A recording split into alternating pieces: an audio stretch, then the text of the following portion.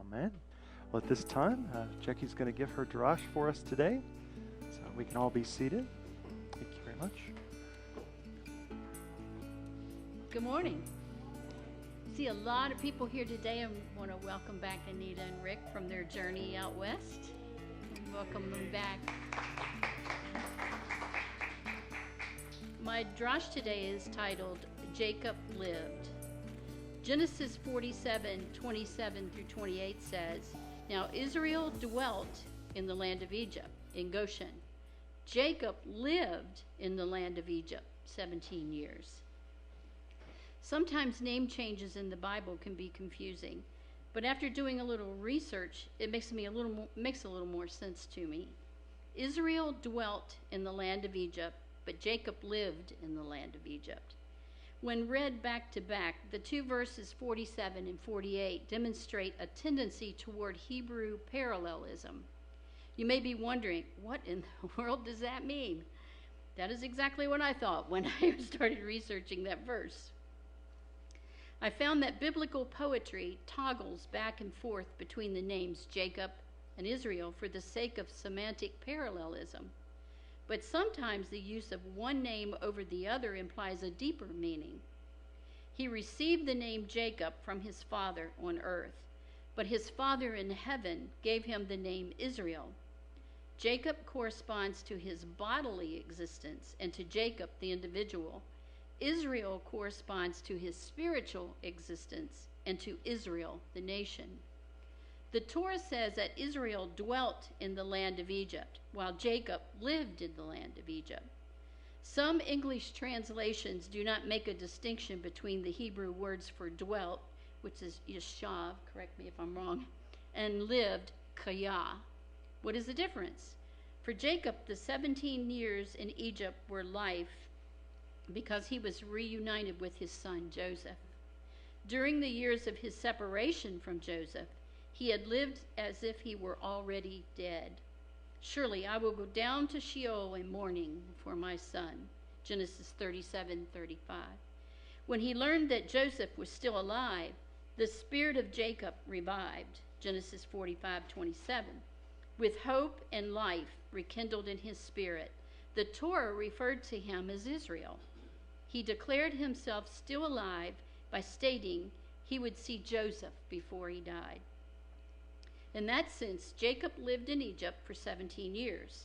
When he first came to Egypt, he told Pharaoh, "The years of my sojourning are 130. Few and unpleasant have been the years of my life, nor have they attained the years that my fathers lived during the days of their sojourning." Genesis 47:9. Particularly bitter were the 22 years during which he had been separated from Joseph. But the subsequent 17 years of his life compensated for his sorrow. Jacob lived in Egypt because his reunification with Joseph had made him feel truly alive again. On the other hand, the spiritual quality of Israel did not live in Egypt. Israel simply dwelt in Egypt. The man lived in Egypt because his heart was filled with joy, but his divine spirit longed for the land of his fathers, the land of Canaan. His spirit did not live in Egypt. His spirit lived in the promised land, the land of his father.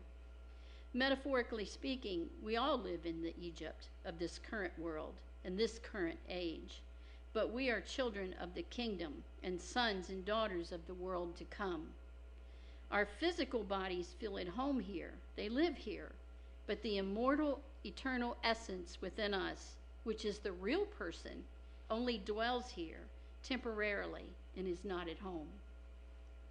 Despite that, we tend to feel quite at home in the material world, as if this current reality is the whole of existence. Our current existence is not the whole of reality. Even within the limitations of the physical world, our five senses are capable of perceiving only a small portion of existence. Science tells us there is far more to the universe than meets the eye, but the limited scope of our sensory perception fools us into believing that we know what reality is. For example, the human eye can register only a narrow range of the full spectrum of light. Different sounds register at too low or too high of a frequency for the human ear to hear. In regard to what we see and what we hear, we're not getting the whole picture. There is more to life than meets the eye, or the ear, or the five senses. But sometimes we prefer to pretend that what we see, hear, touch, feel, taste, smell, and think is reality. Yeshua teaches that materialism reduces life to what we eat, what we drink, and what we wear. This is what Egypt represents. In Egypt, the children of Israel had everything they needed. We remember the fish we ate in Egypt. The cost nothing, the cucumbers, the melons, the leeks, and the onions, and the garlic. Numbers 11:5. At first, life was good. Slavery came later. Jacob knew that the material world was not his final destination. He wanted to dwell in the promised land. Today, we too have a choice. Do you want to just live in this world, or do you want to dwell in the promised land? Shabbat Shalom. Shabbat Shalom. Good job.